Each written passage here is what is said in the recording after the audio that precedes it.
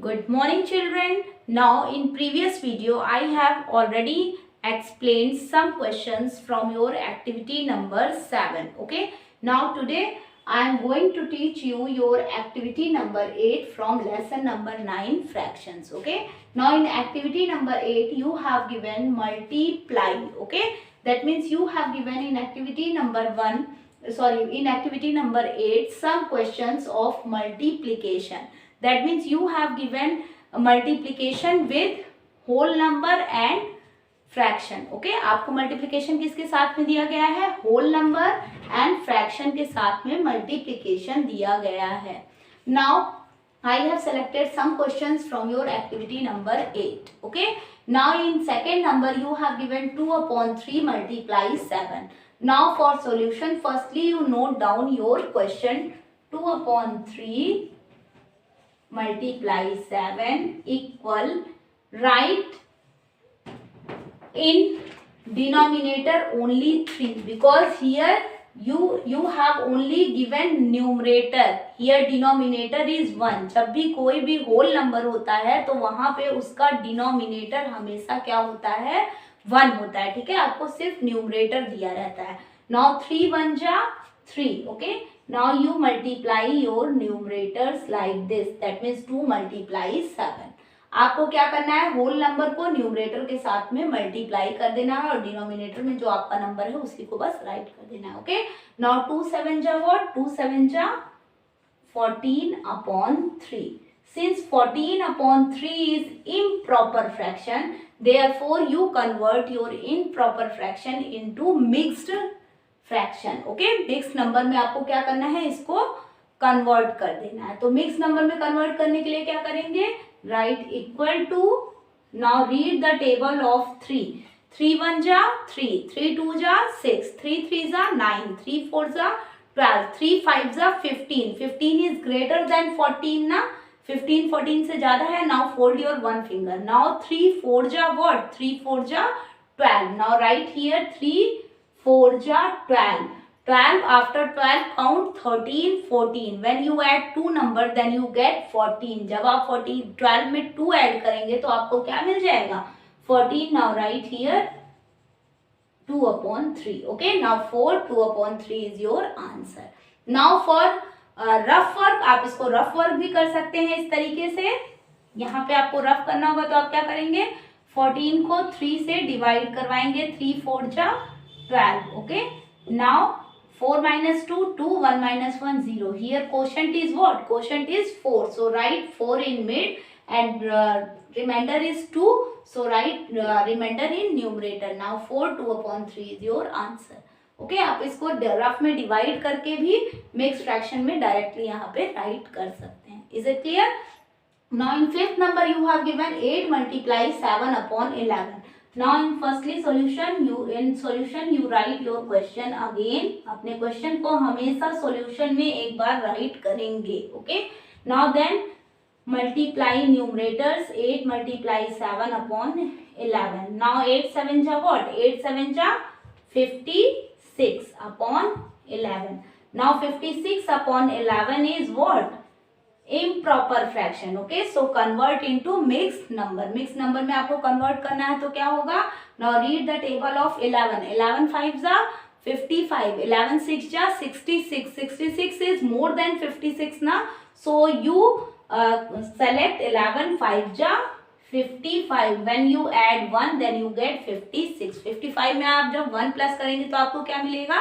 56. Now this is your answer. यही आपका क्या हो गया?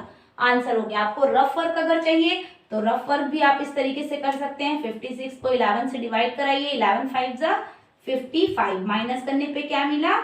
1. ओके, नाउ जो आपको क्वोशंट मिलता है उसको मिड में राइट करना है और जो रिमाइंडर मिलता है उसे न्यूमरेटर में राइट करना. डिनोमिनेटर सेम ही रहता है.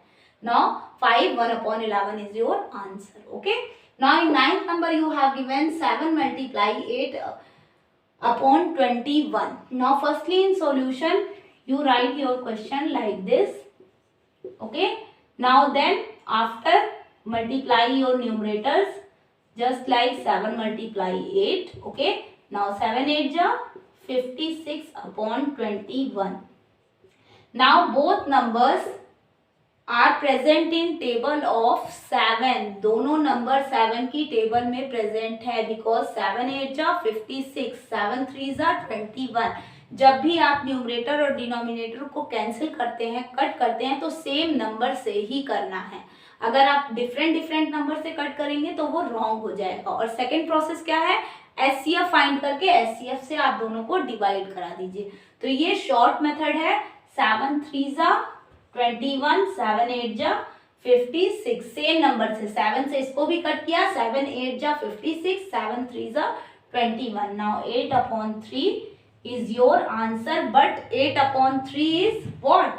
Improper fraction. Okay, ये improper fraction है ना, तो आपको क्या करना है, इसको मिक्स नंबर में कन्वर्ट करने के लिए। Now read the table of 3, 3 1 जा 3, 3 2 जा 6, 3 3 जा 9, 3 3 जा 9 is greater than 8, so fold your one finger. Okay, now 3 2 जा what? 3 2 जा 6, and when you add 2 then you get 8. Now 2/3 is your correct answer. Is it clear?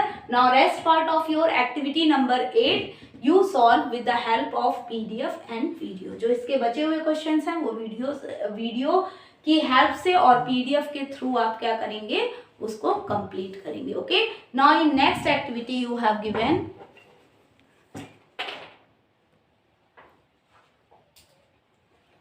mental maths corner. Okay, now in mental maths corner you have given question number 2, fill in the blanks. Now question number 1 is tick the correct option. Now tick the correct option we solve after question number 2. Okay, इसके बाद हम लोग solve कर लेंगे। Now in A part you have given 1/6 of a dozen. एक dozen का 1/6 क्या होता है? Now firstly tell me 1 dozen means what? 1 dozen means 12.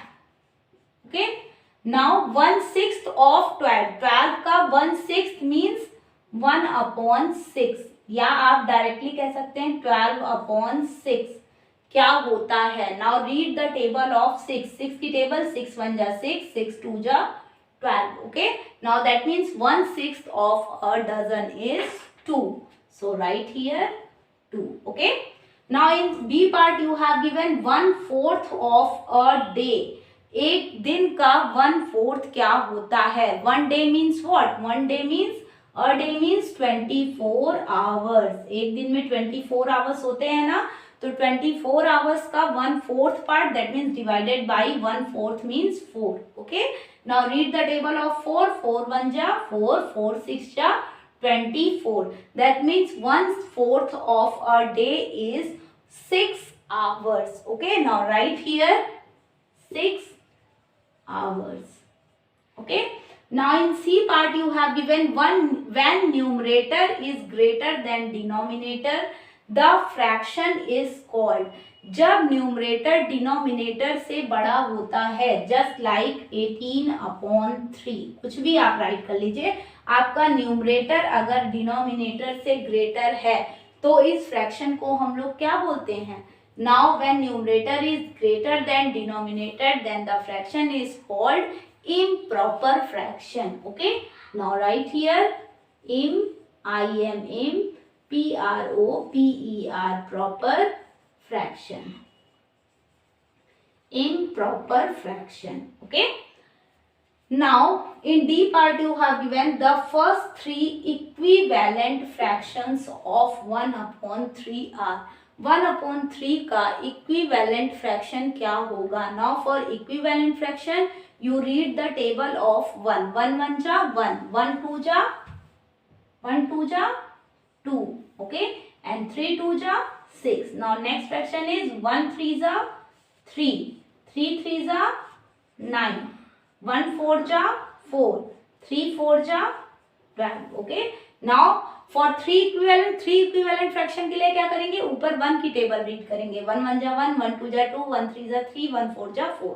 Now you have given 3, 3 1 जा 3, 3 2 जा 6, 3 3 जा 9, 3 4 जा 12. Okay, that means 2/6, 3/9 and 4/12 are 3 equivalent fractions of 1/3. Is it clear? Now in next you have given Now open your page number 106, okay, and in page number 106 you have given activity 9, and in activity 9 you have given some word problems, okay. Now in first number you have given Rohit spent 1/3 of his money on food.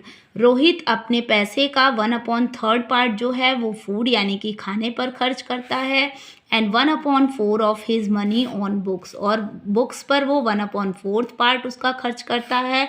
What fraction of the money did he spend in all, उसने कुल कितना पैसा खर्च किया वो आपको fraction में ही बताना है, okay.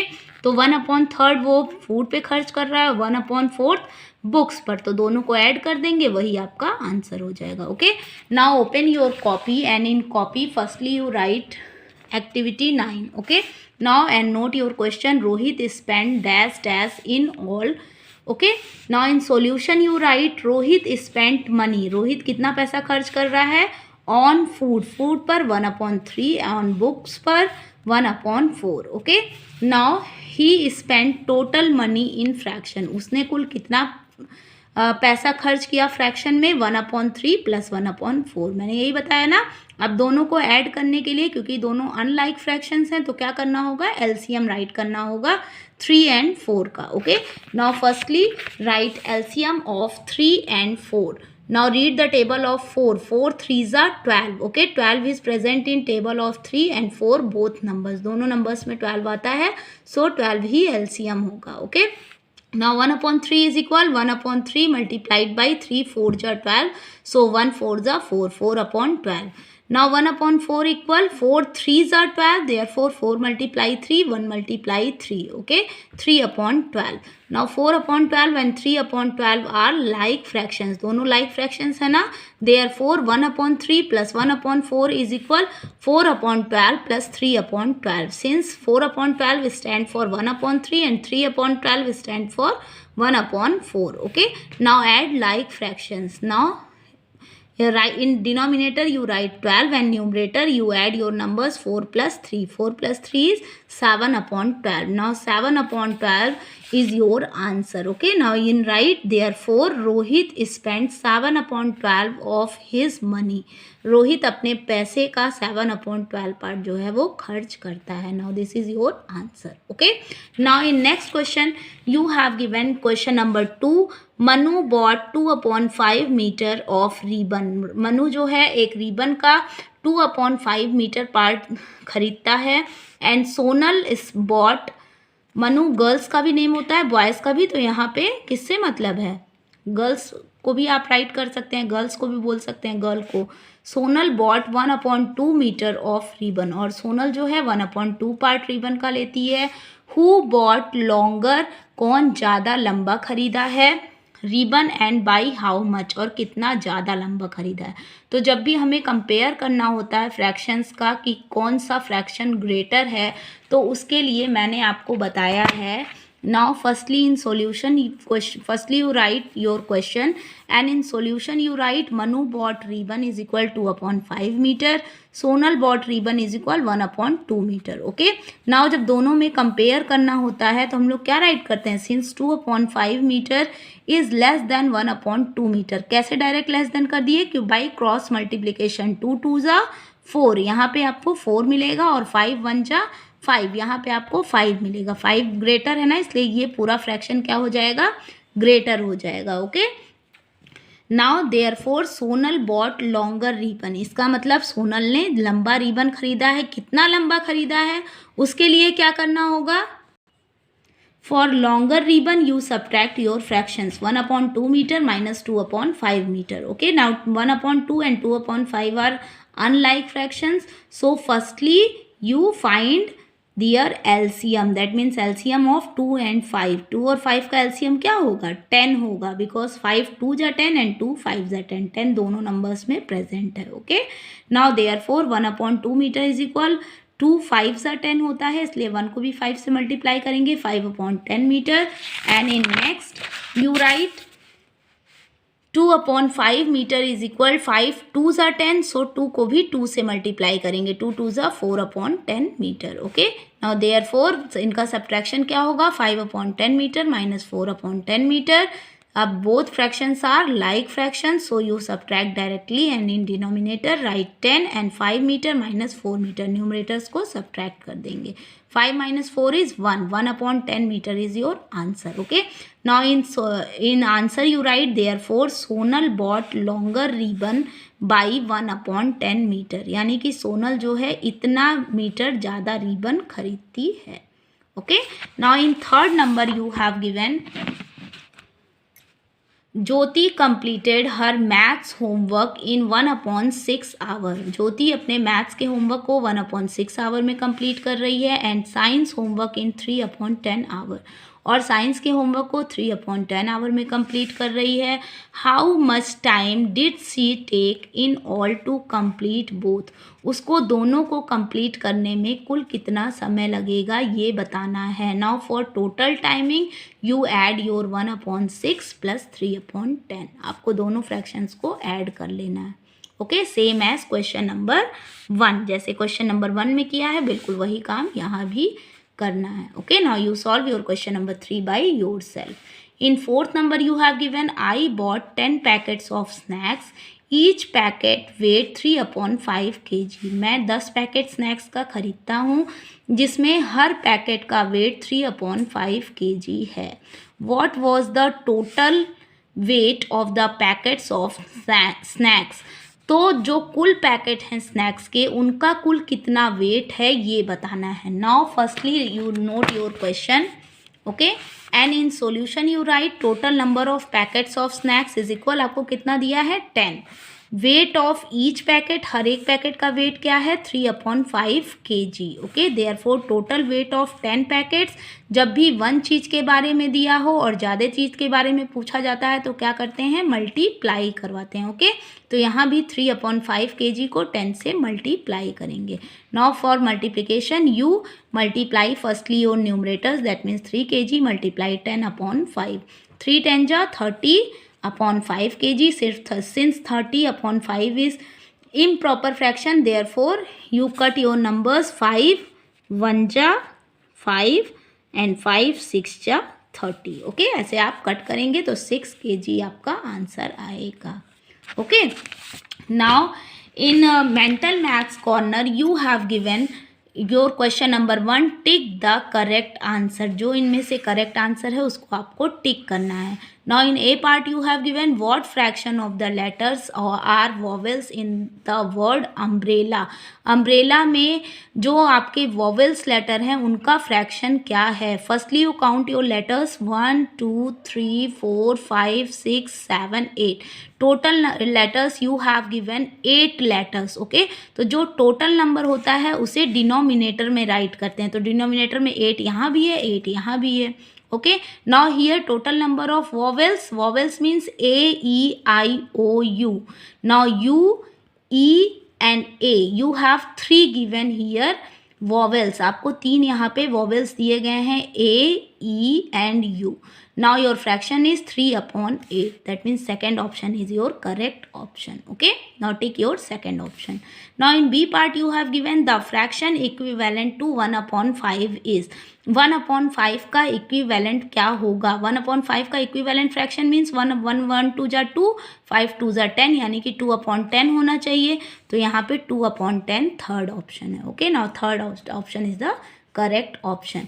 Which of the following is the greatest, इसमें से सबसे बड़ा कौन सा है, तो सबसे बड़ा फाइंड आउट करने के लिए 5/6 दिया है, 6/7, 7/8, 2/3, इसमें से सबसे बड़ा फाइंड आउट करने के लिए आपको क्या करना होगा, अलग से रफ में डिवाइड करना होगा। इन सारे नंबर्स को 6 को 5 से करवाना होगा तो पॉइंट्स में आपको कुछ नंबर मिलेंगे। ठीक है, तो आपका जो ये थर्ड ऑप्शन होगा वो सबसे बड़ा ऑप्शन होगा। Now 7/8 is your correct option, यानी कि ग्रेटेस्ट फ्रैक्शन यही होगा 7/8। Now take your third option. Okay, now student your lesson number what 9 is completed. आपका ये जो लेसन नंबर 9 है फ्रैक्शन वो कंप्लीट हो गया. Okay, now in next page, that means page number 107, you have given review exercise, and review exercise you have given some questions related to your previous activity. ये सारे questions आपके पहले के activity में दिए गए हैं,